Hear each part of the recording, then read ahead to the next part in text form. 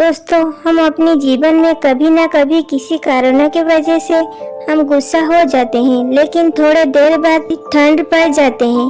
यदि हम उस गुस्से को अपने जहन में बैठा लेते हैं तो वो अछूत बन जाता है। आइए इसे एक कहानी के माध्यम से समझते हैं। एक दिन गौतम बुद्ध अपने शिष्यों के साथ एकदम शांत बैठे हुए थे।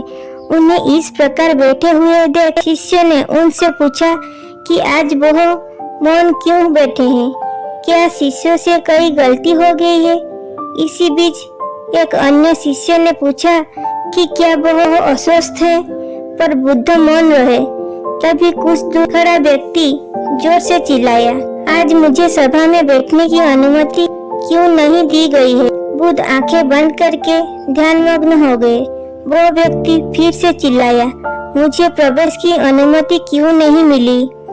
इसी बीच एक उदार शिष्य ने उसका प्रश्न लेते हुए कहा कि उससे सभा में आने की अनुमति प्रदान की जाए। बुद्ध ने आंखें खोली और बोले, वह अछूत है, उसे आज्ञा नहीं दी जा सकती।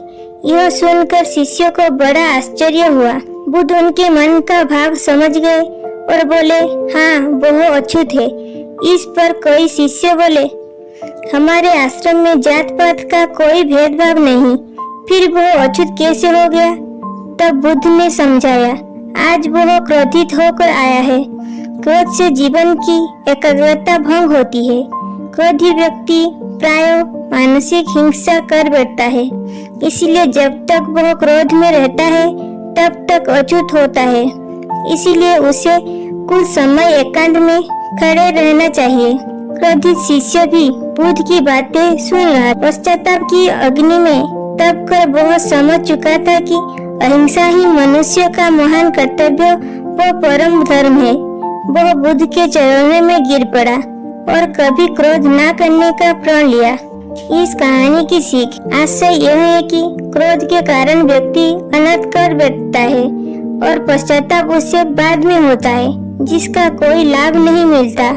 इसलिए हमें क्रोध नहीं करना चाहिए। असल मायने में क्रोधित व्यक्ति अछूत हो जाता है और उसे अकेला छोड़ देना चाहिए। क्रोध करने से तन, मन और धन तीनों की हानि होती है। क्रोध से ज्यादा हानिकारक कोई और वस्तु नहीं है।